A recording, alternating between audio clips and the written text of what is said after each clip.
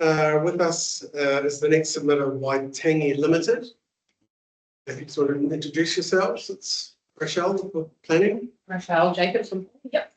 And Ralph Johnson, Chief. now we've got a brief of planning evidence from you, Ms. Jacobs, plus appendices. And I take it this is your summary? Yes, this is my summary. So this is what I'm going to read out. Okay, very good. Well, on that basis, we'll hand it over to you. Kia ora, my name is Rochelle Jacobs. I'm a Director and Senior Planner at Northern Planning and Development 2020 Limited. I've prepared evidence on behalf of Waitangi Limited on the effects of the proposed district plan as notified on its management of the Waitangi National Trust estate. Today I provide a summary of my assessments that inform that evidence as it relates to its hearing topic. The estate includes the historic Waitangi Treaty Grounds, Te Pito Whenua, which is where Te Tiriti or Waitangi was first signed between Māori and the British Crown on the 6th of February 1840. It includes a number of other sites which have high significance in terms of New Zealand's history. In addition to the treaty ground, a wide range of land uses and activities are undertaken at the estate, including pastoral farming, a hotel, golf club, other sports facilities, a concert venue, a public boat ramp, and a wharf. The estate comprises recreational and tourism, coastal, estuarine, and other natural values. The proposed district plan is notified seeks to establish a rural production zoning across the majority of the estate, with the exception of one golf course allotment, there are two, and the Copthorne Hotel. The purpose of the rural production zone does not align with that of the treaty grounds or wider estate. But simply, the estate is not a rural production environment. It remains Waitangi's view, as expressed in detail at hearing 4, that the Waitangi estate has been inappropriately zoned and that this has resulted in a limited consenting pathway for existing or proposed activities that Waitangi Limited is required to undertake on the site to protect and manage the treaty grounds, associated nationally historic heritage resources, and the surrounding estate. The Waitangi estate has been set up through legislation to be a destination location for visitors to a national heritage site. As such, the activities it undertakes on the site are tourism related rather than for rural production purposes. The site has a fixed location that attracts thousands of visitors every year. Most of the activities on the site have a tourism or recreation focus. The purpose of the rural production zone and the accompanying objectives and policies is to enable primary production activities and supporting activities that have a functional need to be located in the rural environment. Priority for rural production type activities is reflected in the zone rules that would also restrict the location of activities relative to their status as highly productive land under the National Policy Statement for Highly Productive Land 2022 and the PDP. As mapped in the land cover and land use map set on Far North Maps, LUC Class 2 and 3 soils cover a large proportion of the northern and eastern parts of the estate, and some land in the west adjacent to Haruru Falls Road. The non-productive nature of existing land use activities on the Waitangi estate is such that those existing activities and any proposed new activities would likely always be classified as discretionary under the activity rules. Such proposals would be assessed against the objectives and policies of the rural production zone that give priority to rural production type activities and other compatible activities that have a functional need to be in the rural environment. For functional need due to the physical location might apply to the Waitangi Treaty Grounds, heritage site, and the associated visitor facilities. It is less certain how this would be interpreted for other activities that Waitangi Limited undertakes across the wider estate for operations and maintenance purposes, and in accordance with the Waitangi National Trust Board Act 1932. Commentary on rural production policy. As detailed in my evidence, I support the proposed change to RPROZP2C in the Council's Section 42A report, as it supports the operation, maintenance, or upgrades of lawfully established existing activities at the estate. Commentary on specific rules. Residential activity, rule RPROZR3. While I'm still of the view that it would be reasonable to allow a greater number of residential units on the Waitangi estate site to cater for staff accommodation, I accept that the requested change would apply generally to all land in the rural production zone, as no exemption was sought specifically for the estate, and that this may not be appropriate on other sites, including those that operate as standard farms. Given this, it is likely that Waitangi Limited will still seek an exception of this nature for the estate as part of its special zone request. Some further detail on this has been included at paragraph 613 of my evidence. The rural visitor accommodation and educational facilities, R4 and R6. The reporting officer has clarified that the definition for visitor accommodation would not include a marae, as payment other than koha is not generally taken for marae stays, meaning that it would not fall under that definition, as such the rule would not apply. Also for rule R6, the reporting officer has clarified that the rule was drafted to manage small-scale educational facilities in residential settings. This means that other educational facilities, such as those at the estate that are used by schools and tertiary education providers as teaching facilities, would not be counted by this rule, and activities would be permitted at those existing spaces. On the basis of the above, I accept the response from the Section 42A report writer. Rural tourism, Rule 22.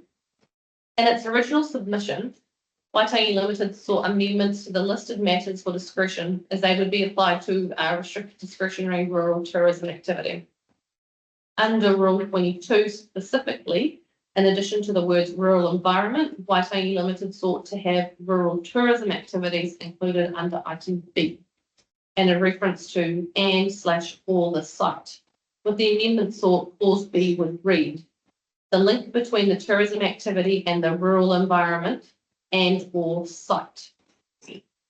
Waitangi Limited also sought an additional matter for discretion, being item M, whether the tourism activity could be operated on another site. The recommendation of the reporting officer is that both these changes be rejected. The rationale for the requested change was based on my interpretation of the definition of rural tourism, which I understood to mean any tourism activity located in the rural environment, rather than a rural activity tourism per se. This is also the basis for Waitangi Limited's request to amend the wording of the definition of rural tourism activity. That amended wording is as follows. Means the use of land or buildings for people to visit and experience tourism activities within the rural environment.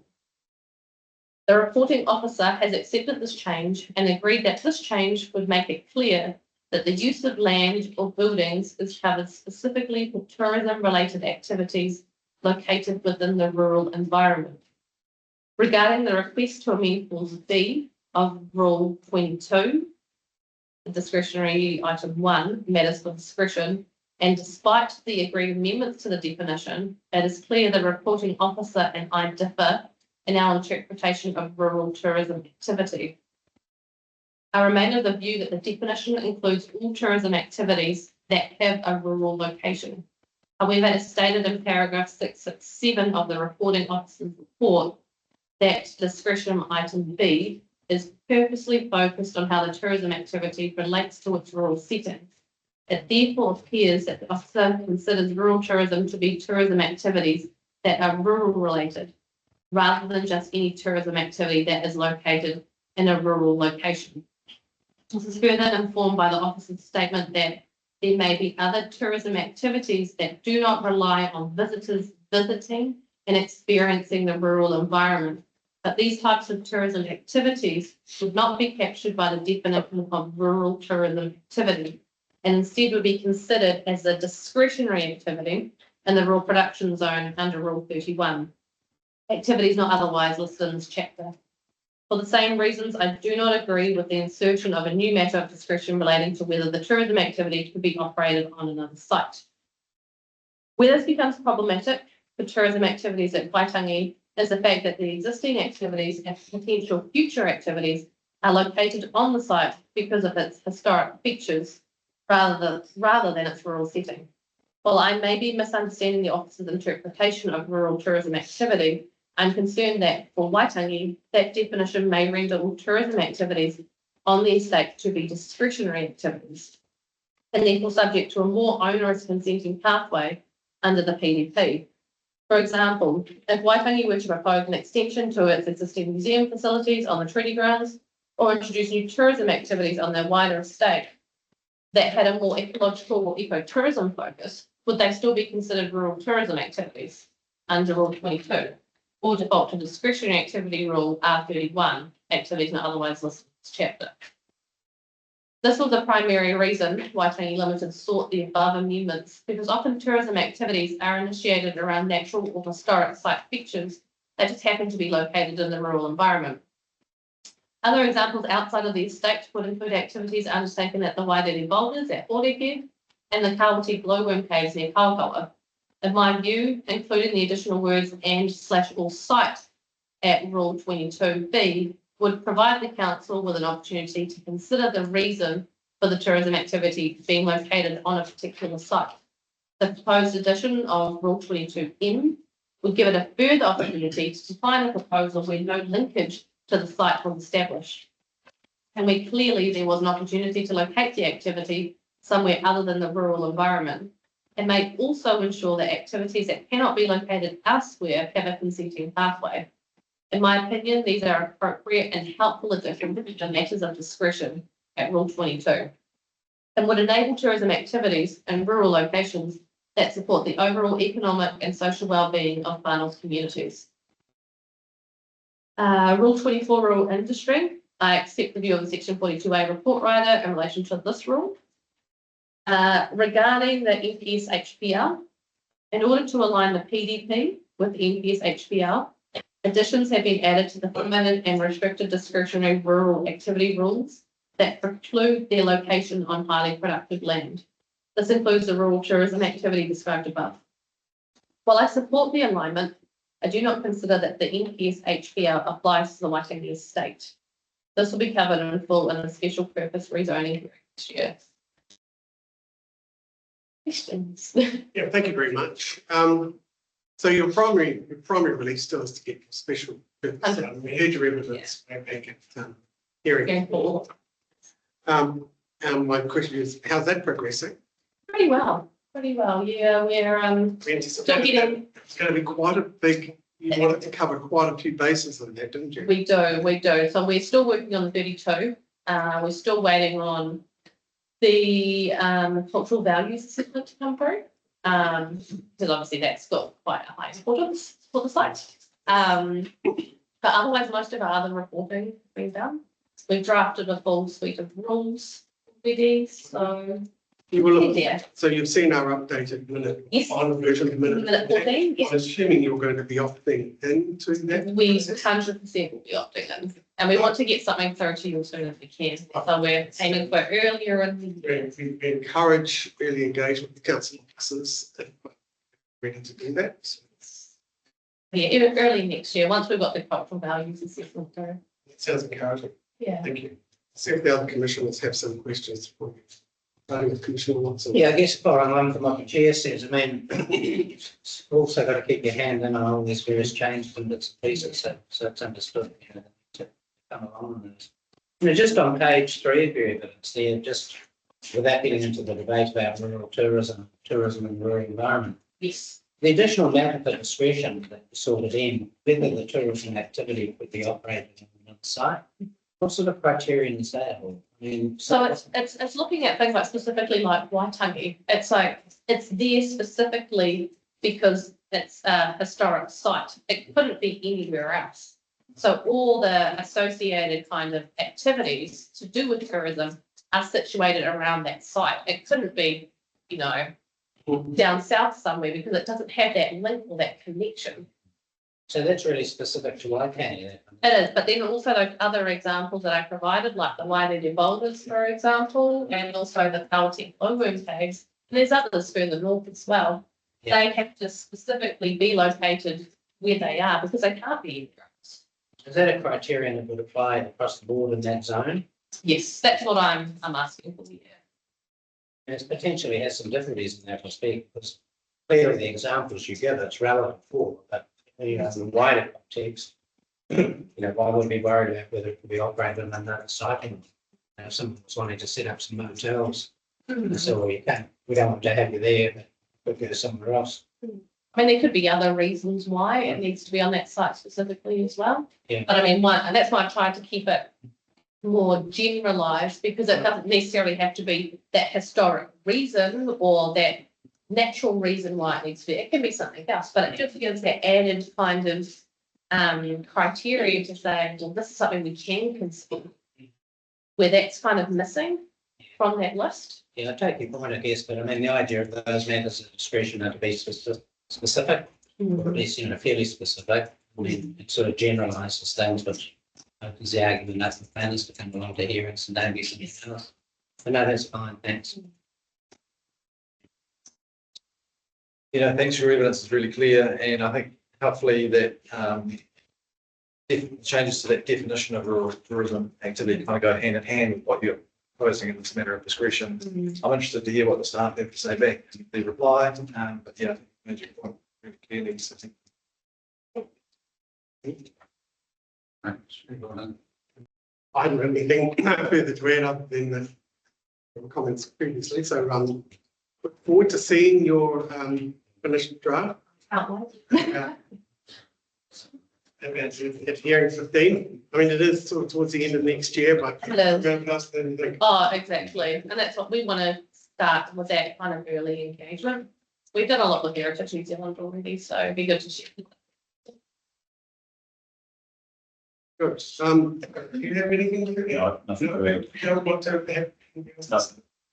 Well, then in that case, no questions or clarification at all from the council officers? Not at the stage, Mr. Chair. Sorry? Not at the stage, Mr. Chair. Okay, thank you. Well, again, thank you very much. Comprehensive evidence, presentation and attendance. Thank you for attending in person. I know you had that far to come, but it's always nice to see people in person. Oh, I like doing it. We'll see you probably Friday hearing. There'll be a the heritage chapter. New Heritage. Thank you. I think there was another one as well. That one's coming up sooner, so we'll Yes. see. Yes. Perfect. Thank Thanks for you. your time.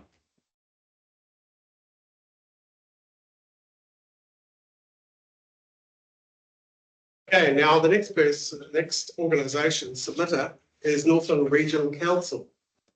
Ingrid Kundesma. Okay, I just have I apologise for my mispronunciation. What else? And you're here with Justin Murphy. Okay, welcome. Good afternoon. So you circulated a brief of evidence. Yes, so the content today is just to summarise a couple of the key points from that. Yes. So rest assured, we have read it, but we're interested in hearing the summary, and there may be other comments you make in relation to other evidence we read. So feel free to comment on those. Kia ora koutou, ko Ingrid Kames Mātua Koinua. I'm a senior planner employed by the Northland Council with a range of policy projects under my control. One of them being the response to the National Policy Statement on Productive Land, amongst other things. So today, in summary, I'm here to support the recommendations of the reporting planner, particularly with regard to the introduction of the horticulture zone. I consider that the section 42A report appropriately assesses the issues of protecting highly productive land and avoiding reverse sensitivity issues and implementing direction from the regional policy statement.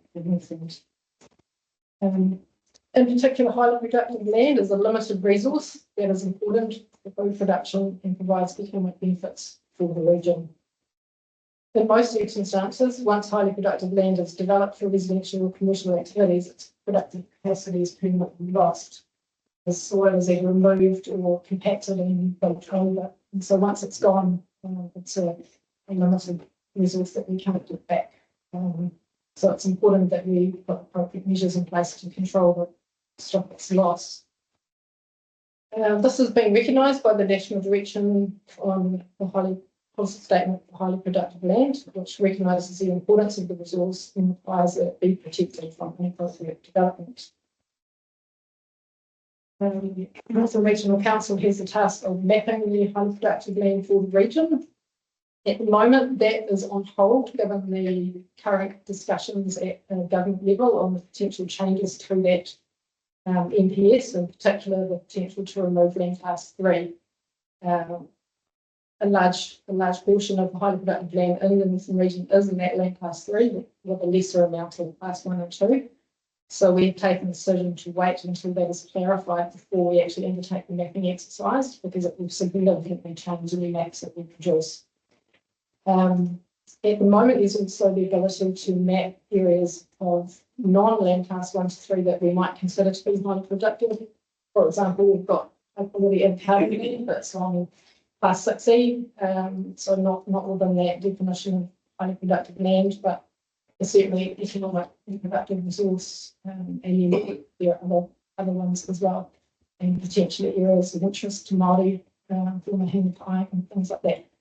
So until we really know how that's going to shape up, we've put the mapping on hold, but obviously the transitional provisions defining highly productive land in place to provide a backstop until that has been clarified. And we do have field work being undertaken on our behalf by Manaki Whenua, trying to ensure that we have a good handle on the current state of land that is focused in the areas where we know have dominance of highly productive land. So that field work is being undertaken over several field work seasons. In addition to the national direction, there's a provision in our regional policy statement that directs the productive capacity of highly productive soils is maintained. Although there is potential, if there's a particular economic benefit, there may be some discussion around that. But by and large, the value of highly productive land for horticulture is a significant economic benefit to the region. Retaining the horticulture zone is separate from the general rural zone allows appropriate controls on subdivision and development within this area and to protect and retain the highly productive soils from inappropriate development.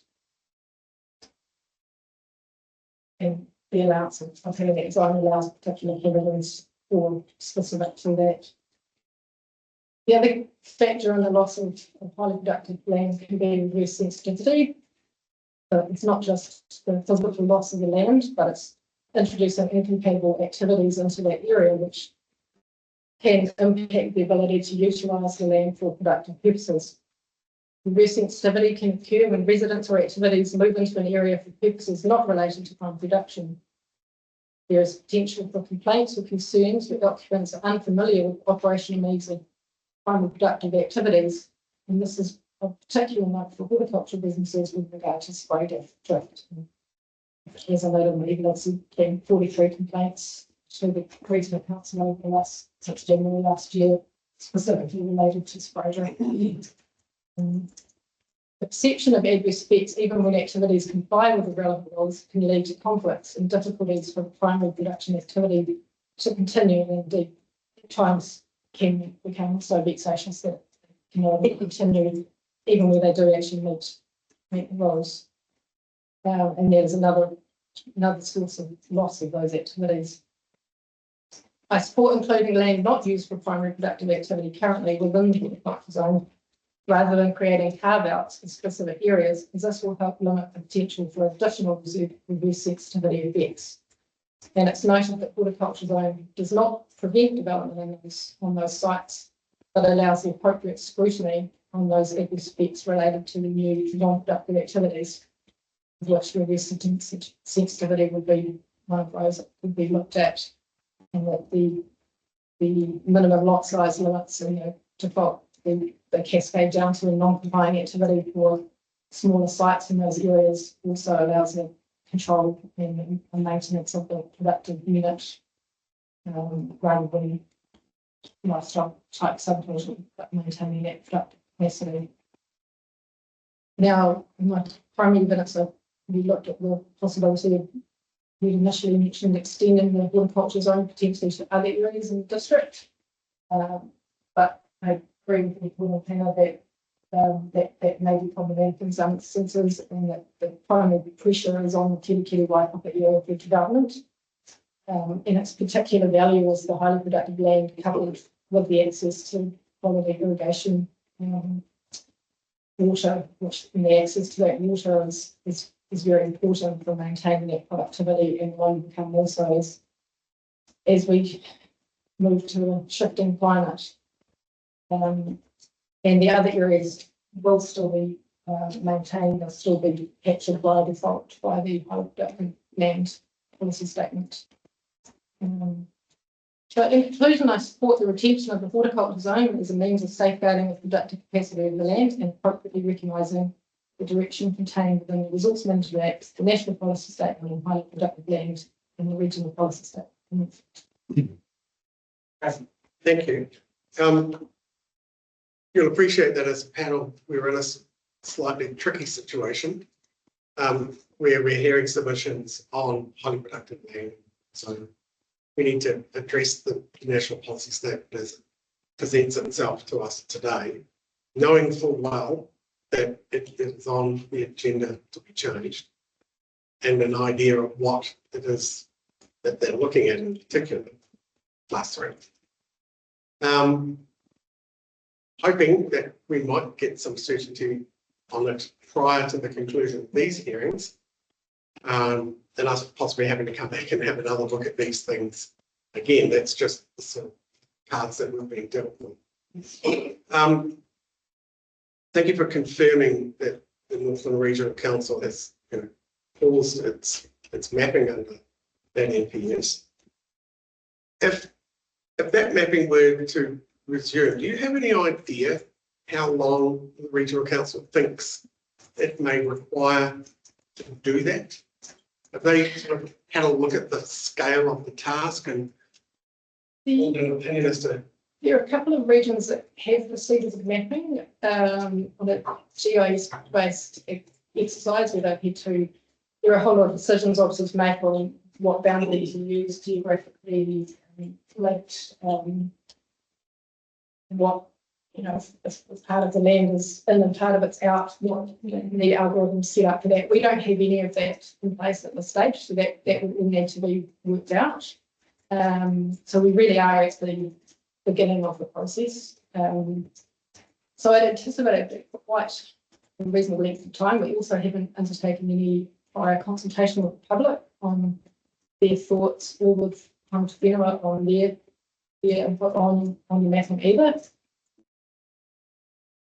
I think, well, there's getting the job done and getting the job done well, which can be two different things. So I think it potentially could be done by the October deadline, but we are anticipating that if they make significant changes to the national policy statements, they will give a corresponding extension of timeframe, but we're not sure on that either. I've seen a cabinet paper that says May 2025. For releasing the amendments. Yeah, and I think that's very optimistic. Makes it very difficult to meet the October deadline. Yeah, and I think the October deadline is also. It seems to me, I mean, are we looking at the years before this is complete? I mean, it's probably possible within a year from getting certainty. That'll be reasonably. Yeah, and we do have Manakapia working on those field works to actually. We recognise that the actual current LUC mapping is at quite a high, low resolution, quite old in some cases.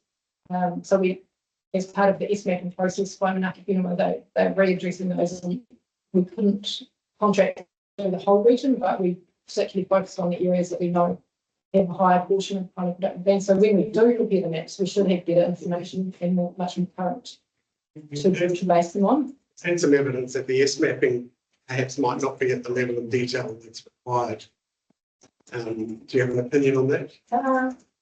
You're obviously hoping to rely on it. My understanding from Nakapima is it should meet requirements. Okay, yes, because But given I am certainly upfront not a soil science expert. yeah, we seem to be in this prolonged interim period. And it seems to me that this interim period might be quite some time. Potentially. It's just what it is, I suppose. But given all that, we would still support the inclusion of land class 3.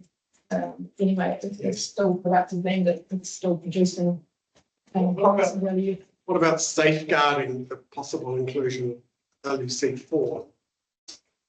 Well, that would be a decision to make. It's Was it all hedged? And certainly having that access to a secure water supply increases the value of that as its productive potential, even if it is not quite the same land mass. That is a huge bonus having irrigation. And one of the things we talked about in the submission was whether we should be putting a horticulture zone around the new water dams that have gone and specifically to improve the productive capacity such as musclery and whether that could be included.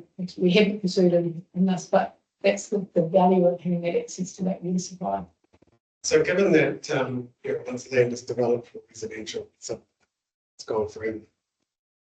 Do you have an opinion on whether this plan should be looking to potentially include WC4 as a safeguarding measure until we've got more certainty, or is that possibly like a bridge too far for this your council?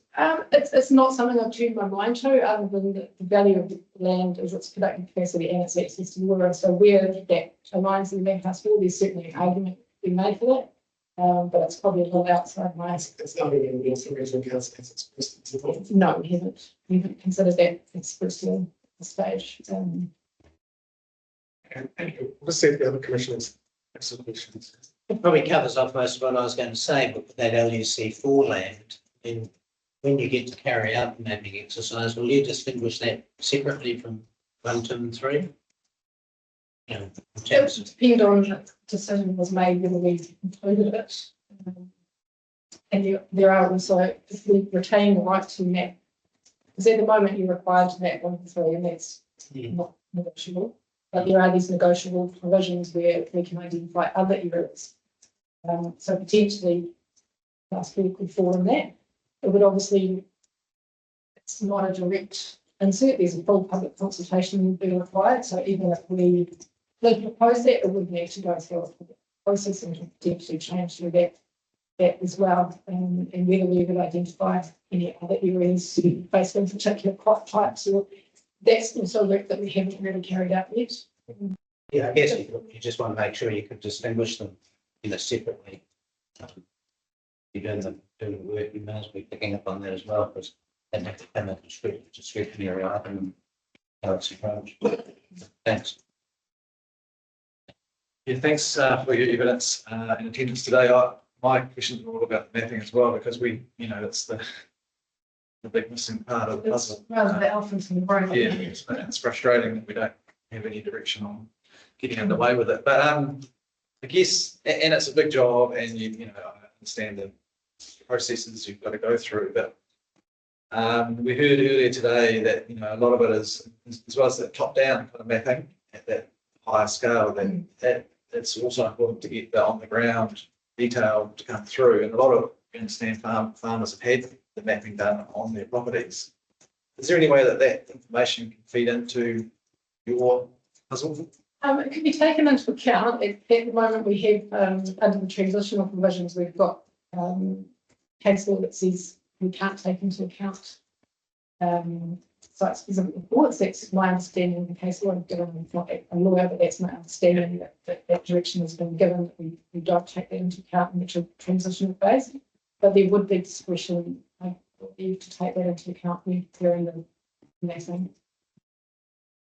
And there are definitely, I have people sending the reports to keep on file for that purpose. Yeah, that's right. It just seems helpful. They've got little whispered, and it's not like it's debatable. It is right. Yeah, although it's not the only factor, and there is that geographically cohesive nature, and that you don't the direction has always been you don't want little jigsaw puzzles and cookie cutter holes, and partly for the reverse sensitivity issues that take bits out, but there is that decision to be made with the mapping where parts of the property and parts of and what weighting will you give if you're half in and half out property in, because there's not much point mapping property in different labels. Do you decide what portion puts you into the home and what puts you out? So it's not just it's this last soil, so it's in and that last soil, so it's out. So you're moving on to Pretty. I don't have a question really, it's just an observation. Yeah, thank you. I have a question.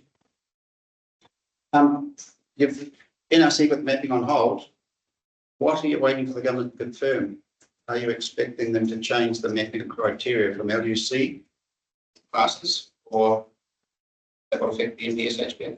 We're expecting, well, the word that we've heard is that land class 3 will be removed from the definition of unproductive land. Okay, so if we're mapping, why aren't you into mapping classes 1 and 2? Then you'll be well progressed. It changes the picture very significantly. And a lot of the highly productive land is land class 3, and so it potentially changes even the way that we would do the mapping, I think. The council has taken the decision that we don't release changes until we have more certainty. Decision they made to be wise use of funds that you're going to want to and then change your mind. That's the decision we're working on. So I think the other point made by the chair is that we don't know yet how much discretion over and above the default definition we'll have to add other types of soils, for instance, or other factors that we can consider. So the council that rather do the thing wholesale properly once we've got that clarity. Because there may be other things in there from the past new soils around Whangarei, for example, avocados and what. That could be well within the intent of the FNDC altered.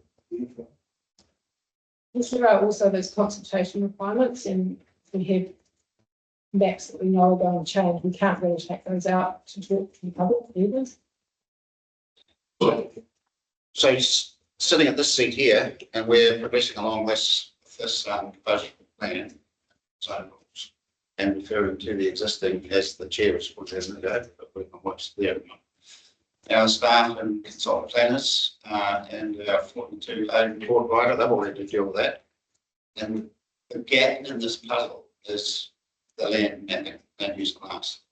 Then there's two problems with that. It's the scale's too great. There's multiple mistakes. When you adopt that, and it depends if they're using an older version of LDC for the handbook. I don't know what one you people will use, but I can tell you the one you should be using. But just from here, so that, and it comes down to my next question, because I also sit on the district council. This is a very expensive exercise for our ratepayer. So does the NRC have the resources to complete the work? I'm talking people capital and the budget, the annual plan and long-term plan. I can check that, but do you know? Yeah, well, council always had the intent to deliver on the EPS requirements and deadlines then. So yeah, I think that was also adequate. We've always got the end of plan to fall back on it. I think we're a bit short. But the intent is to deliver on the EPS and have as required. The other thing is the regional council, your land soil maps are used for this type of thing. And they're not accurate. No, that's not different. We are improving those things over time, and if we can rely on that, the likes of Penrith, find that expertise, not gaps. But yes, acknowledge the course nature of what's there currently. Did you see my problem? Yeah, I guess. And well, all of our problem, yeah, this table's problem. Yeah. It's learning Jim here. Myself, I just dug a lot of holes around the north, and I have a bit of experience about this. Like a lot of the land classes where you took about complete rubbish. Yeah, some of it is, some of it, there's stony bits. And, yeah, you're absolutely right. I guess from my point of view, and this is just me as a, really have on experience, years and the like. I think council in its section 32 and all the background information has actually made a pretty good case to create this horticulture zone regardless of the NPSHP. You've got a valuable resource there in terms of the soils. It's complemented by the water supply. You do have development pressure from the lifestyle and reverse sensitivity is a genuine issue. We deal with quite a lot of that. This council does too. So I think that even if the NPS HPL is not a thing, I think council's actually made a really good case to design it anyway. And that's, looking at the productivity per hectare for horticultural activity compared with rural lifestyle. Unless you get down to real quite high diesel stuff, meetings, that added value of horticulture year on year per hectare is pretty and out is greater value than most of the lifestyle. So, Thank you, Justin. Yes, it's just on that point. We were exploring this earlier in the hearing. As it seems that the far north has a distinct competitive advantage with its highly productive land associated with its climate as well. And it's not just the fact that it's class 1 and 2 that it's got an irrigation scheme, but they've got the climate going in their favour as well, and no one else seems to have those sort of climate advantages. And what we've heard is that farm products, kiri products in the areas that we're calling the far north, they get to market earlier than anybody else, so they get the high prices. exactly. And they have a wider breadth of crops that they can grow, and that their shoulder season, that they're growing for longer than others, and that seems to me a competitive advantage Very much so. that is regionally, if not nationally, significant and worthy of protection. I don't even think that's an opinion. I think it's close to being a statement of fact. I think that is why the UPS put in that discretion that in certain areas that you would have the discretion to go outside the strict 1 to 3 definition for particular areas. And for example, the gimmick gravels in Hawke's Bay would be another example of that. Yes. Very low fertility soil, but a very high value product. You could have the whole wine industry. The whole wine industry, yes. I don't mean what grapes are growing on anything 1 to 3. Gimlet Gravels is a really good example because it was zoned wrong.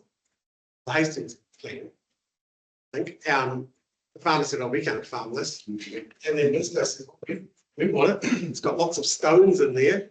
We'll mine it for aggregate." They basically had it designated, and then along came this, bunch of hippies who thought they could grow grapes on it, and tiny little berries that were full of flavour that struggled in the sun, plenty of sun. Yeah. Next thing you know, it's the best wine in the world. It's like Wairau Valley in Melbourne. Yeah.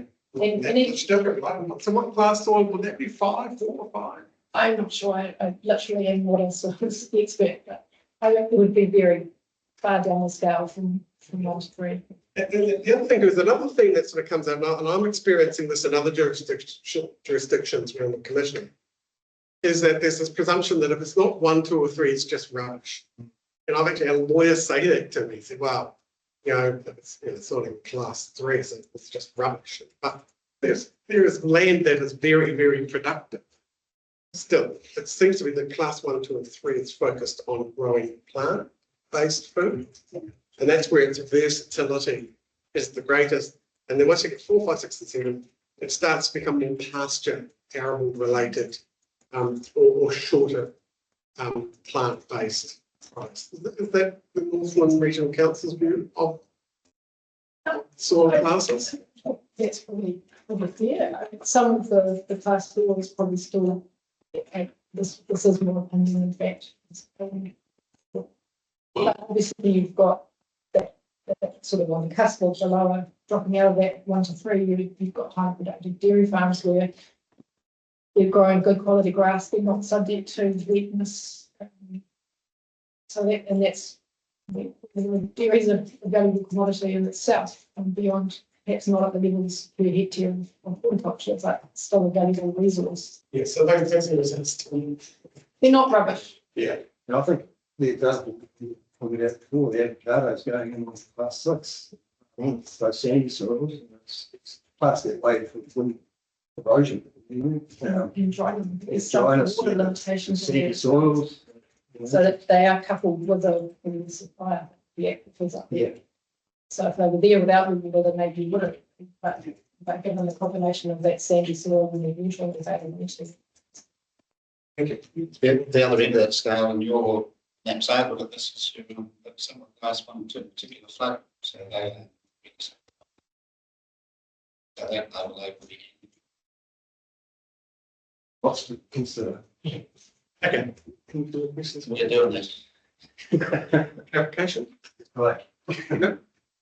Well, thank you very much. It's been a helpful interchange of questions, and thank you very much for your evidence. And I'm sure we might see the Northland Regional Council again at some other hearings. We might have a few more. Okay, well, we'll look forward to that. Thanks again. All right. Thank you.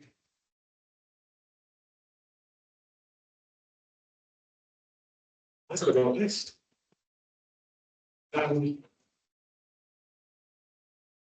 Yes.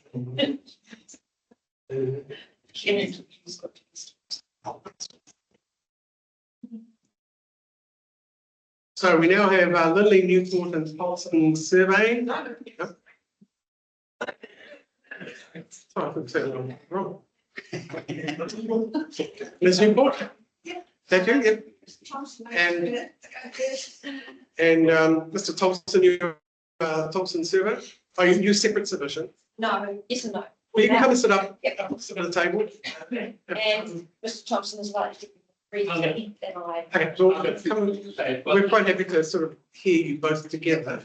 So welcome. Our hearing administrator will come and collect those for you. Yes. It's two.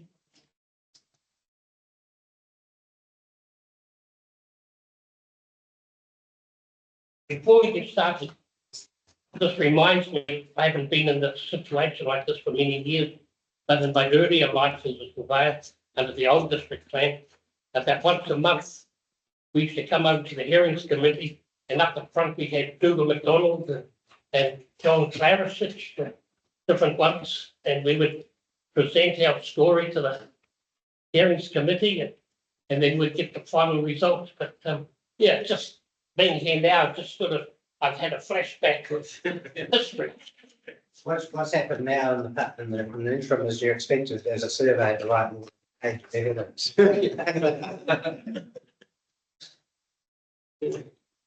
Very good. So who would like to go first? I think because of the brevity of Okay. Mr. Thompson. Okay. He should perhaps go Right, first. Right. I've been a surveyor in Kerikeri for 36 years now. It's a long time. In fact, when I go to the surveying conferences, most of my comrades who I went to university with, they've all retired, but I'm still here. So surveyors think differently to the way planners do. And I have my lovely planner here who works in the office next door to me. And so we have lots of discussions about the difference between the way a surveyor thinks and the way a planner thinks. The new district plan, it seems to almost be cutting out subdivision in the rural environment. Like, and it says the horticultural environment, rural production environment. When you look at the rules, it's almost regarding subdivision in the rural area as something to be hated, something to be stopped. It's going to ruin the world. Now I'm saying provision needs to be made for the separation of small rural properties. A small rural property occupies a small amount of land. And so if you've ended up with the larger rural blocks and a small number of smaller lifestyle blocks, it hasn't ruined the farm. But people enjoy living in a rural environment. I married a lady 6 years ago who's got a couple of acres out in the rural environment, and there's bush and stuff there, and it's a steep gully. rural productive capacity was not destroyed because that particular hunk of dirt wasn't great anyway. But the lifestyle that it provides is tremendous.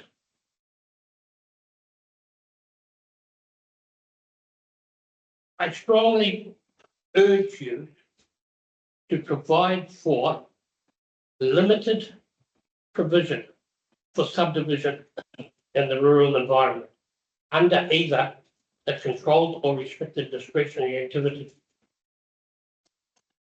Our previous district plan, prior to the 28th of April 2000, it made provision for, they called it a retirement lot, but a property could be subdivided if the title was 5 years old. So what happened was, and as a surveyor, I've had many conversations with farmers who are under financial stress, they come in and they look at it, and we look at their land and we find an area of not great soils because the farmer wants to protect the highest quality producing land, but being able to separate a block once the title is 5 years old has been a saving grace for many a farming family being able to sell that block.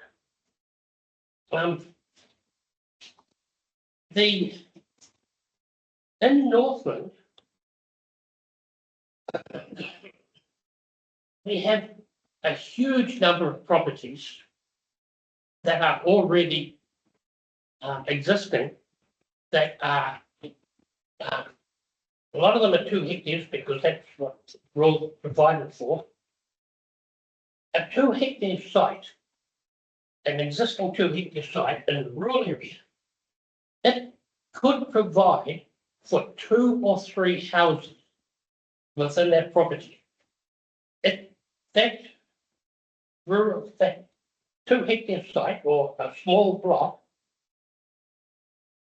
there's the opportunity right now for the creation of additional lifestyle lots in the rural area, subdividing the properties that are already too small to be considered productive.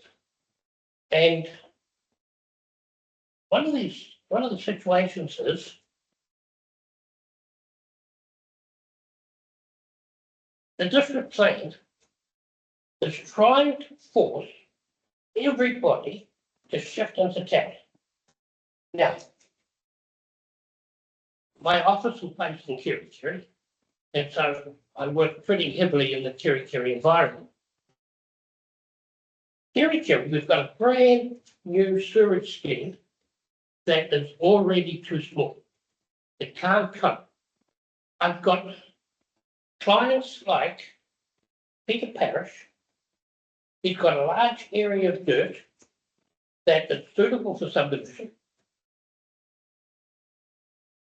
And in fact, we have created, subdivided lots in there. Now, this previous subdivision, he was allowed, I think it was 19 lots to hook into the Kerikeri sewage.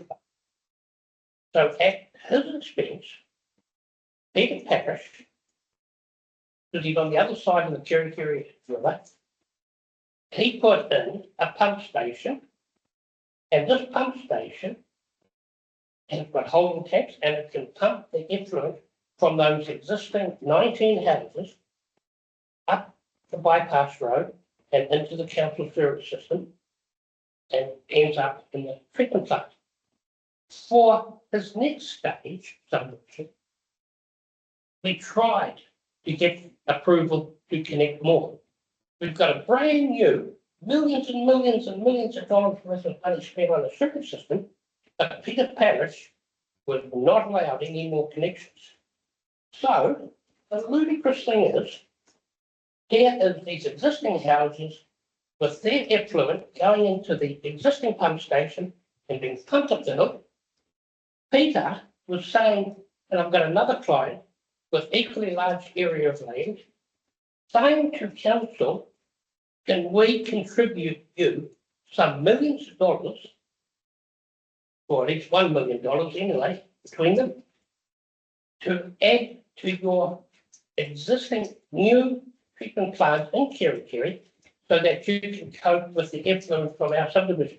But no, not allowed. So the latest subdivision we've just created for Peter Parish, because he's got a few acres there, quite a few acres.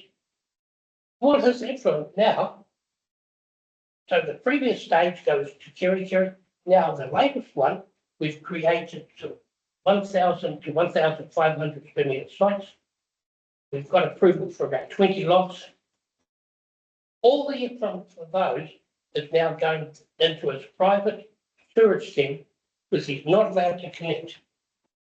So, with that in mind, you can imagine how ludicrous it looks to a surveyor. Maybe it's okay for clever, but the way a surveyor thinks, if council cannot cope with Peter Parish's effluent now, why is council saying no subdivision in the rural area, even those smaller blocks that could be subdivided, but no more subdivision in the rural area. You all got to come to town. Oh, but what a shame. We can't provide for you. It's the dumbest situation.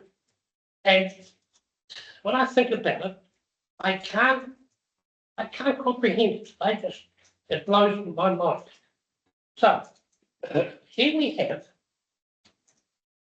a situation where I believe you guys have the capability of guiding the district plan. If you can make provision for limited subdivision potential in the rural area, if you can make provision for these smaller blocks that already exist, see, I've got clients who own a block of dirt who would love to be able to split, like, I forget the name of the road now, but a client, Diamond Fagin, I'll mention her name, 2 hectares she's got. Sorry. And she's got a daughter and a family who live in Auckland, who want to come north. If she could subdivide these, the land is perfect for containing 2 houses, but the district plan, the new district plan especially, will just do everything it can to stop such a thing from happening. So, you see, these small blocks in town, we've been talking about the Kerikeri sewage scheme, a property in the rural area that contains 4,000 square metres or more, the guru of sewage, Dr. Ian Gunn, that 20 years ago, he declared that in the rural area, a 3,000 square metre site is large enough to provide for a house, vegetable garden, and a sewage system. So a 3,000 square metre site is a good baseline in the rural area. 4,000 up to a hectare. See, rather than encourage 2 hectare sites, if the district plan encouraged 4,000 square metre sites up to, say, 1 hectare, there's huge provision. And so, and see, stormwater, council cannot afford to supply stormwater reticulation. Yet, out in the rural area, you can have attenuation if you can't leave the property, you just have an attenuation tank and dig a soak hole, fill it with scoria, and from the extra building, the stormwater can be discharged to the ground. And so it's so easy for, in the rural environment, for these properties, these small lots, to be self-sufficient. So here, council ends up with providing a place for people who want to live in the rural environment to enjoy doing so. And they can provide for all the infrastructure they need themselves. It's not costing council millions and millions of dollars that it can't afford. And so I'm actually pleading with you. Please bring some common sense into this otherwise stupid situation. And just finally, I'd like to tell you a silly story. During the Second World War, there was rabbits were really hard to get because farmers would not allow people to poach anymore. And so this guy was walking up the road and he sees a sign in the shop window, rabbit pie, and it was the restaurant window. And he goes, oh no, I haven't had rabbit pie for years. So in he goes and he says to the waiter, I'd like to order one of your rabbit pies. Yes, sir. So out comes the pie. And he said, I know how hard it is to get rabbits. So you're telling me this pie has 100% rabbit meat. And the waiter said, well, sir, I have to acknowledge, we do put a little bit of other meat. Oh, okay. Well, what percentage? The waiter then said, okay, you got me. I have to acknowledge 50% is horse meat and 50% is rabbit meat. And I says, my goodness, you're telling me this pie I just purchased, if I cut the pie in half, 50% of the meat would be horse meat and 50% would only 50% would be rabbit meat? And the waiter said, no, sir. I told you 50-50. It's a ratio of one rabbit to one horse. And that, I relate that to the subdivisions. You see, people become so emotionally, you must stop people from living in the rural area. You've got to stop it. But because it's wasting everything, wasting. But when you've got a good farm and the lesser desirable land that's made available for people to live there, people are happy, council saves hundreds and hundreds of thousands of dollars, and it's just like the rabbit to the horse. It's not wasting the environment. So that's me. Well, thank you. That's quite a note to end on. Yeah, thank you very much for your evidence. I think I heard you loud and clear. It's good to hear all sides of the argument. We're getting lots of opinions on whether it's a good thing or a bad thing to enable. I think all zones enable some form of subdivision. I think the message we're hearing from some of the submitters like you is that the status quo is good, or if not more. So we certainly hear that message. So thank you for your evidence. I'll see if there's any questions from our other commissioners, starting with Watson. No, I think it's pretty clear. You're pretty clear. I guess we're looking at different zones. The rural area is it's zones. Yeah. Are you talking about zones overall or mainly the rural production? But overall, even the land that's zoned for horticulture, not all of it's the highest quality of soil. There's gullies and there's patches. And so there's a bit of wisdom. I'm not advocating cutting out the best. I'm advocating having some wisdom and identifying areas that are suitable. Understood. Thank you. I guess the other question was some questions as an observation. We're not specifically looking at the subdivision. Yeah, we got the subdivision chapter. That's right. I'll be back again. Having said that, the officers have indicated lot sizes. Yes. To help to give us some context. So I think your evidence about subdivision relates to those lot sizes. Yeah, so thank you very much. Well, I'll certainly be cautious next time I see a rabbit pie. Yeah. Thank you. Right, so Ms. Newport. In a way, I wonder if that analogy of the rabbit and the horse might be more applicable to highly productive land than non-highly productive land. Say a property is 50-50. And I don't know, did I hear the regional council officer suggest that in identifying highly productive land, it wouldn't be a good idea to have that identification splitting of it? I hope I didn't hear that right. Because highly productive land doesn't follow a fence line. Anyway. I think my reading of that was that that's something they would take into consideration. There are things for like, parcels of land that don't follow.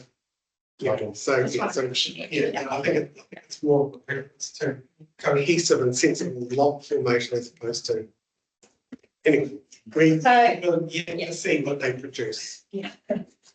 So first and foremost, just to clarify, I'm only speaking about the rural production land in my evidence. I don't think I lodged many submissions of any on the horticulture zone. I am not opposed to a horticulture zone, so I'm sitting in place. So it's just about the rural production. Just rural production.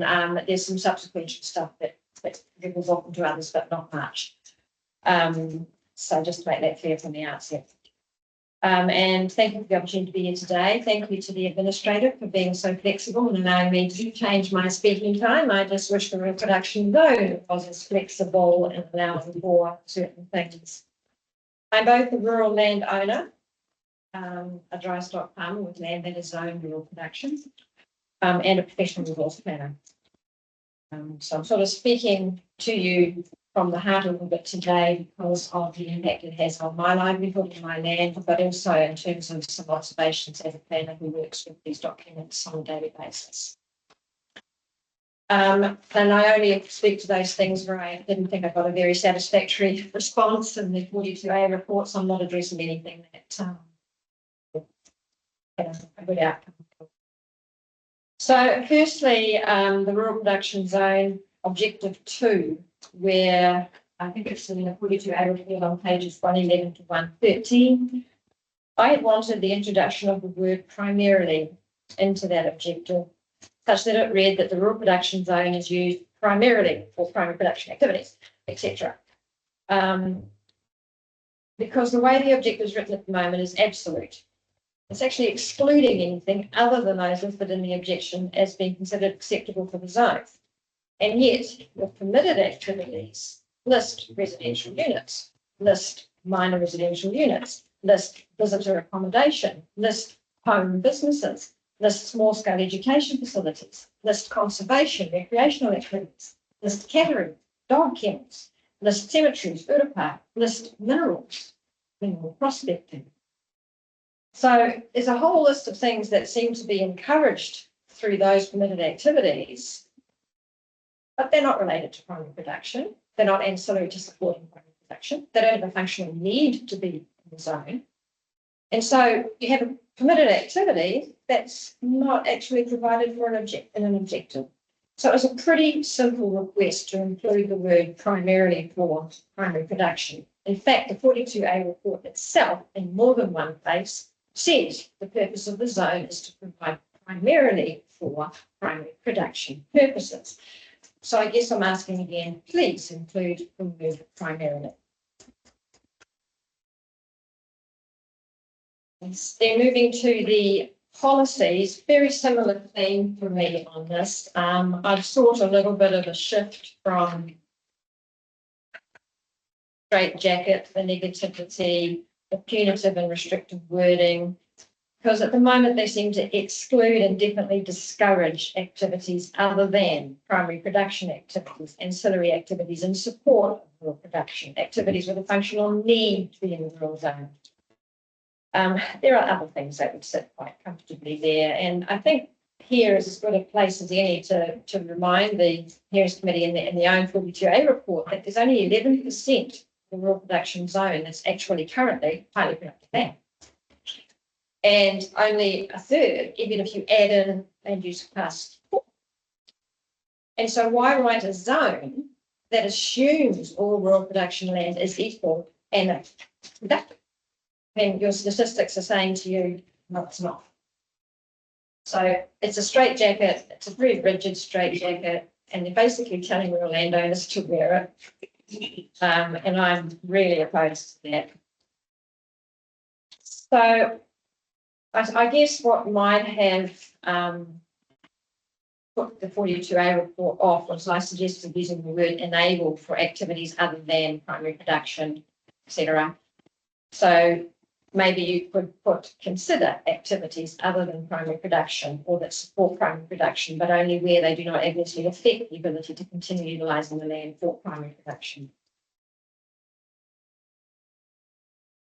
And a very similar theme for my comments on policy 5. I hate the word avoid in isolation in any policy. To me, avoid means don't even try. And that's kind of prohibited activity stuff. And so we see the word avoid often linked with avoid unless you can. Avoid unless. And I don't think I'll ever concede that it is a word that should be used as freely as it is and as often as it is in the proposed district plan.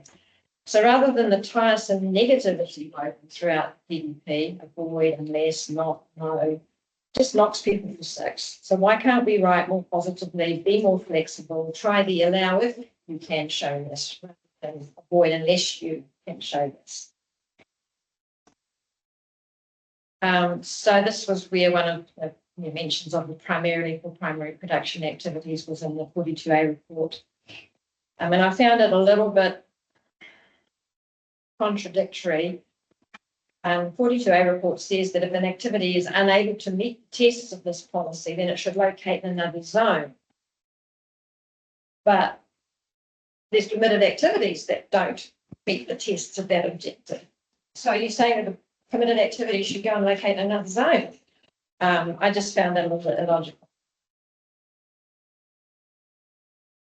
A bit repetitive in my wording there. I think as we all know, planners tend to write too much and say too much. So I'll move on. But effectively what I'm suggesting for a rewrite of policy 5 is to switch it, turn it on its head, go the positive, allow land use that is compatible with the purpose, character, and amenity of a rural production zone, that has a functional need to locate in the zone and is not appropriately located somewhere else, that does not result in an overall reduction of productive capacity of highly productive land within the site, that does not exacerbate natural hazards, and that provides appropriate on-site infrastructure.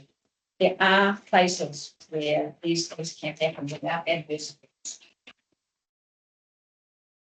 And in policy 6, actually the 42A report missed the main part of that, of my submission on that. I didn't think that a policy relating solely to subdivision belonged in a zone set of objectives and policies. And I think it should be in a subdivision chapter where there are already objectives and policies in regard to highly productive land and productive use of land. So I just,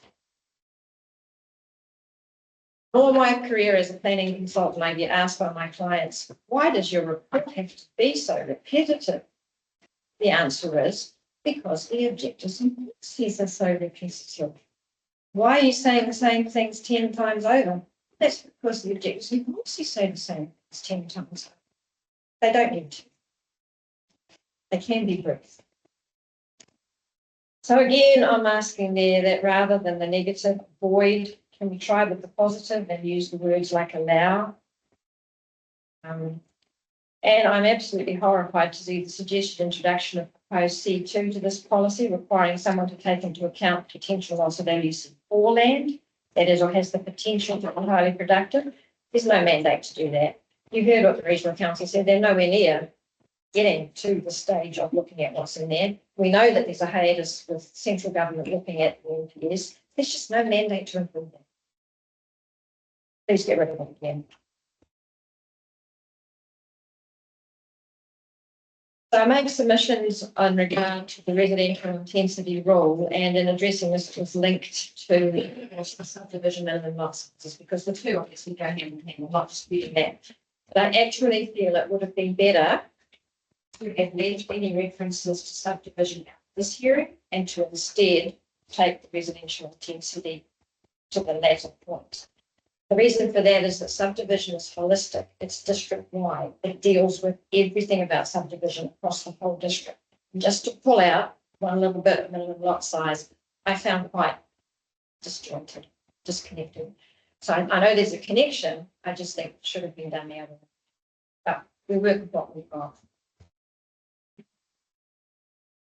So as I said earlier, only 11% of the rural production zone falls within the definition of highly productive land, and only a third of the zone is land use class 1, 2, 3, or 4. We're not in a fit state to decide what is or isn't quite yet. That's obvious from what I've heard before me and what you know already is going on at central government. And as I said earlier, I have no problem with the identification of a horticulture zone because there is highly productive land that undoubtedly needs to be protected. It's just making sure that's right. But then that leaves the rest, the rural production. Oh, and there's that little rural lifestyle zone just hanging around there too that only got applied to one part of the district, which I did submit on, but that will be heard later. That's, you know, another thing that could be thought of when looking at the rural production zone lot sizes. But effectively, what I'm saying is you're telling 90% of rural production land, the owners of that 90% of rural production land that's not highly productive, well, you can only do something productive with it. Well, get real. That's not how farming works. One size does not fit all, and to impose a straitjacket that is currently proposed says that there's only one size and type of straitjacket, and you have to wear it. I think that's a bit lazy. My point is simple. Minimum lot sizes in the PDP provide no ability to exercise flexibility where land is not highly productive or even semi-productive, or where existing lot sizes and land uses make continued attempts at rural production. Sorry, I got that right. Where existing lot sizes and land uses would make that continued attempts to keep it rural production actually increases reverse sensitivity. So you've already got an enclave that historically has been created, and you've got lots of people living in them, and you're going to make rural production continue around them. I think that's just asking for increased reverse sensitivity issues. There's a host of other circumstances that might apply to providing that flexible approach to subdivision. And I certainly am not suggesting that highly productive land shouldn't be protected. Of course it should. It's just how you do it and what it is. I find the current provisions just too absolute. And I actually got some hope. And I read in the report on page 198, I also recognise, as a quote, I also recognise that the zone covers a large percentage of the farming district and is by no means homogeneous with respect to land productivity, access to water, hazard constraint, lot size, land use patterns. I can appreciate that the one size fits all minimum lot sizes set out in subdivision standard 1 will not necessarily be fit for purpose for all parts of the zone. I had some hope. I really did. I read those words and thought, oh, good. And then I read that, oh, subdivision S1 is an appropriate starting point. What? And that then I read on, council do not have sufficient information to engage in a more fine-grained analysis of the zone to identify areas that may benefit from a more nuanced approach to subdivision at this point in the PDP process. Well, why not? Council's had a lot of years to figure this one out. They've had 2 years sitting on the submissions that made it fairly clear that landowners in the rural area wanted a bit of nuanced approach. And I love that term, by the way. You hear me say it a lot. Because there is great scope for a nuanced approach in our very large rural zone. So I just don't see why that wasn't picked up on, why that wasn't continued with, why there's not even a hint, unless I've missed it, that council would entertain a variation to its PDP to revisit the rural zoning provisions at a later date. I'd be delighted if it did. And I put several examples forward in my submission about how the restricted discretionary activity category could be introduced in subdivision because of the majority of land that's covered in that zone, because of the huge and diverse range of circumstances. It's perhaps the one zone that could have control, restricted discretion and discretionary. I don't think that would be inconsistent with subdivision. And certainly not with the plan. There are oodles of restricted discretionary classifications in the plan, and it's consistent with the Act. The Act provides for this. So I do think there is scope in this zone to increase that restricted discretionary category. Being a planner doesn't necessarily always agree with a surveyor in terms of minimum lot sizes, but I certainly think that there is scope in that very large zone to provide for limited opportunity for small pieces of land to be taken with larger pieces. It just is. There always has been in this orders.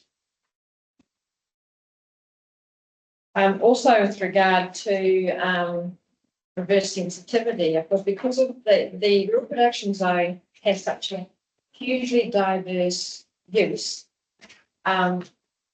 even farming as a definition, the reverse sensitivity risks associated with one type of farming are nowhere near those with another type of farming or another type of productive use. And I guess that's just an observation that, again, it's that nuanced approach that can be an assessment criteria. Horses for courses. There's so much diversity in the rural zone that there needs to be some diversity and flexibility in the provisions to match. In short, that nuanced approach I referred to earlier that the 42A report refers to needs to be investigated and introduced in the sooner the better. Returning to the residential intensity provisions, of course, the subdivision, whatever you say for the, they are linked. There's no doubt that they are linked. So probably we won't need to go on more about that. I do prefer, oh yes, that's what I was going to make. The 42A report and council in the past have always been of the belief and stated it that allowing sporadic and uncoordinated development in the rural area, that a demand for council infrastructure will follow.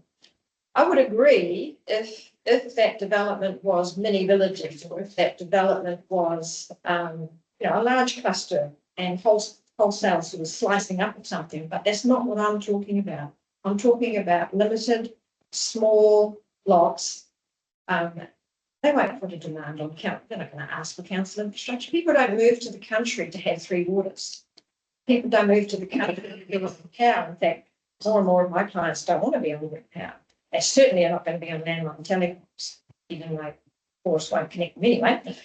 So they've got to be self-sufficient. We'd like our roads maintained and fixed every now and then, but we've given up even thinking that might happen. So we really don't want much in the rural area. So I don't think the kind of subdivision that I'm thinking of would actually place any stress on council's infrastructure. As for compromising what council can provide in towns, I don't know what that means. If that means stretching its resources so they can't provide for what's happening in town, well, I think council should focus on doing better for its towns and providing infrastructure to them. And they should be pleased to see more self-sufficient out in the rural zone. So I think there needs to be substantially more work done on a sensible and pragmatic subdivision framework for the rural, I should have put rural production land in the district. I think restricting subdivision across the entire rural production zone as proposed will have serious negative impact on the rural community, will prevent the ability for farmers to retire in their existing homes with a small area of land. It will prevent farmers and their families, and believe me, I have a lot of clients who are only trying to provide for family succession. There is no speculative nature in their subdivision, and they just get stopped. It will reduce the ability of farmers to decrease debt burdens, and they're a very real thing. And it will discourage diversification and vibrancy. I did lodge that submission on looking to other places in the district that could be zoned rural lifestyle. That will be heard later in your proceedings. But perhaps the extension of that rural lifestyle zone could take into account some of these rural production areas that clearly are suited. And so you're not a positive note. There you go. I applaud the inclusion of the minor residential unit and had been restricted to only the rural production zone in the existing plan. I think it's fantastic that it's been extended out to the other zones. So that's great. I think it's worked as a model. My submissions on this is that I don't agree with the limit of 15 meters separation. I think it was right at 30. And 15 metre separation is the, you're living in each other's homes and most, gosh, people put their kids to sleep out further away than that. And should rely on landscaping, gardening, and the layout of the site to really that ambience and amenity, not make them as close as 15. So please reintroduce the 30 metre. And as for the size of the site, in the rural production zone and in the lifestyle zone, I think the 5,000 square metre is actually more appropriate than the 1 hectare for a second residential or minor residential unit, because you're intensifying in a smaller area.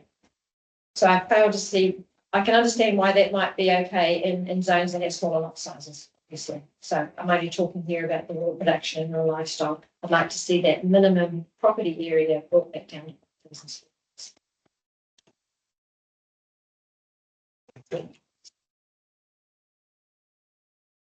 That's it. Great, thank you. Again, a lot of effort's obviously gone into this submission.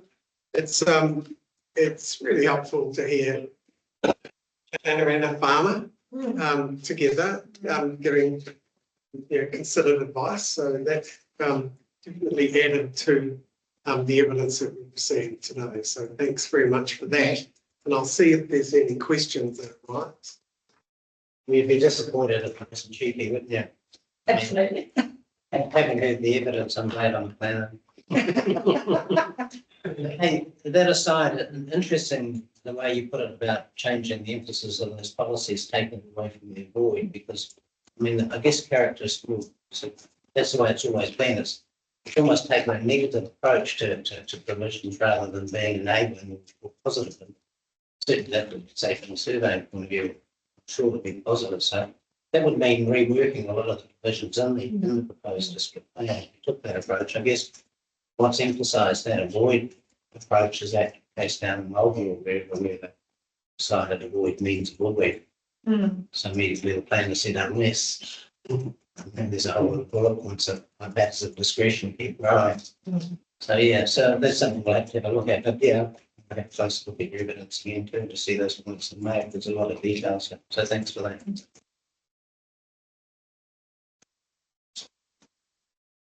Yes. Enjoy your evidence from the hearing floor. I remember you're very pragmatic in the way you present things like that. And it's easy to follow. Starting at the end, minor residential units. You did say that you were just looking at the rural production zone, but that last bit is. Yeah, because it's a duplicate submission that I made to the rural lifestyle zone. So that is, so I'm going over that. That's good. And on minor household units, we had a presentation earlier today where the suggestion is to remove that entirety, that metric of 15 metres, that whole kind of limited standard. What would be your thoughts on that? I do think there needs to be a physical connectivity.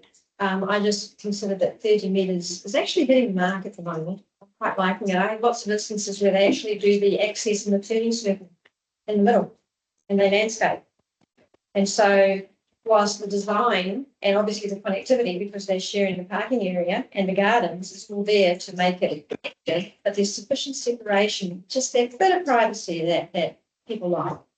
And they often share services still. They often share the same, if the system is up for it, they'll share the same wastewater, share power. So I think it's pretty much hitting the mark at the moment. And it just hasn't been in enough zones for people. And I think what I got from the 42A report is that not being able to meet something, I think it was going to change to being discretionary. So even if you were slightly more than 30 metres apart, you could still consider that as a discretionary activity to be further apart, which, so I think there does need to be, some a distance. There does have to be a distance. Yeah. Okay.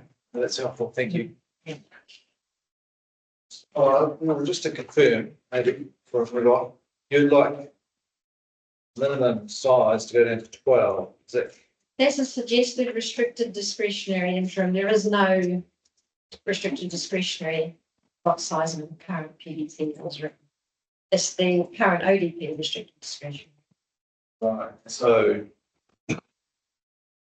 20 hectares controlled would still be okay. I didn't really submit on the control. It was 8 hectares discretionary, so you've got something in the middle 12 hectares restrict. and some other options like the smaller, like we have currently where a limited number of small lots can be taken off the balance. 4,000 acre. Yeah. And a lot of me thinks that the smaller the better in some ways.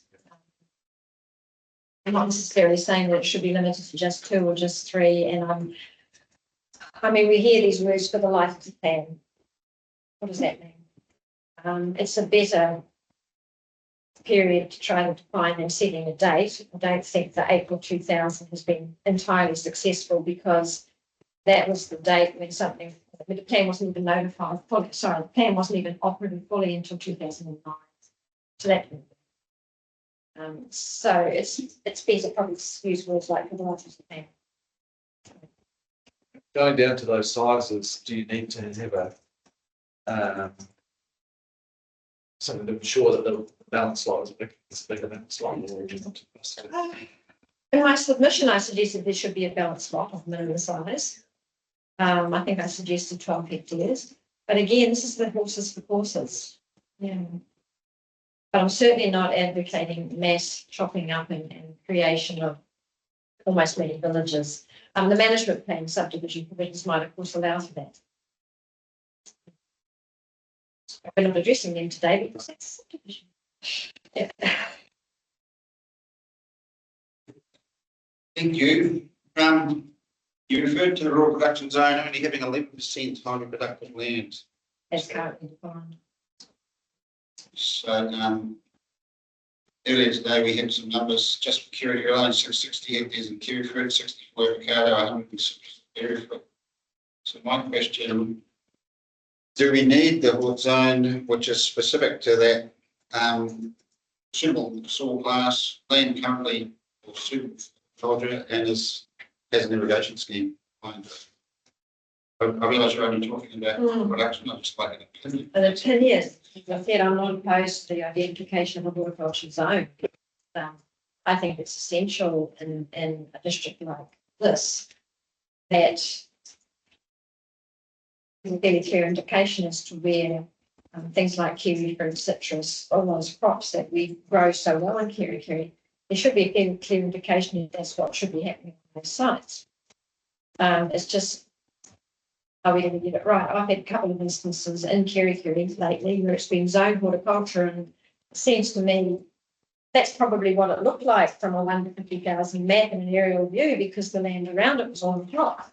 This particular site was so rocky, so dry, so worn out as to be totally and utterly incapable of growing anything if it was to be zoned horticulture. You've had submissions on that as well. Yes. The mapping scales too large and there are complete mistakes in Yes. sort of classification. So, oh, that's good. You support that.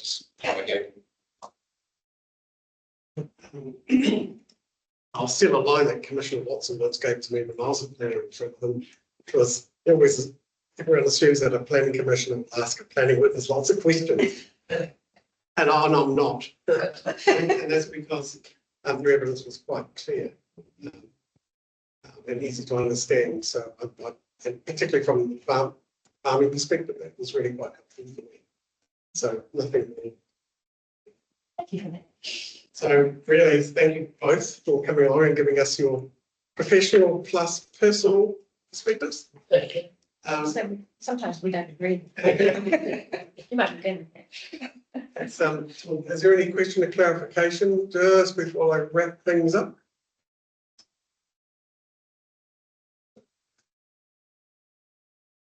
Yeah. No, I won't. Right, okay. Okay. Well, thank you again. And we look forward to seeing you later on. Just one other sort of observation is, you have to take a reductionist approach to district plan hearings. You have to slice it and dice it some way. The whole question of mapping and the extent of zones is going to be explored more in the hearing 15. So we've had a couple of people come in and present that stuff to us, and we're going to see them again. So it might be a long time between these two drinks, but that's the way that we've got to manage. Getting up to date with the minutes, their issues regarding that's going to be in. Yes, we assume that you're going to be opting into that process. rezoning?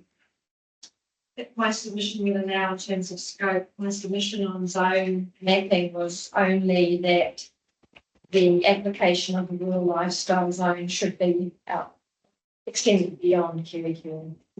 Just the extent of it, so my scope might not really allow for it. Nor might my boss allow. But you'll see us again in regards to. Subdivision. Thank you.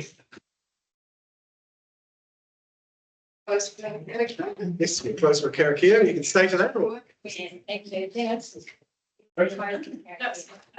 Oh, you don't have to do it.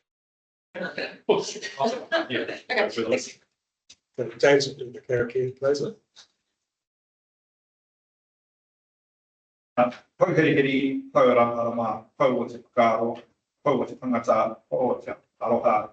Te pau I here nei I a tātou, a Māori ora ki a tātou, huie, and Commissioner Watson, may clarity be yours, may understanding be yours. The reflection through personal endeavour, through respect, virtues which bind us as one. May we be filled with well-being. So, See, Dennis, even the planners. Okay, I'll stop the recording. Thank you. And I do appreciate the flexibility.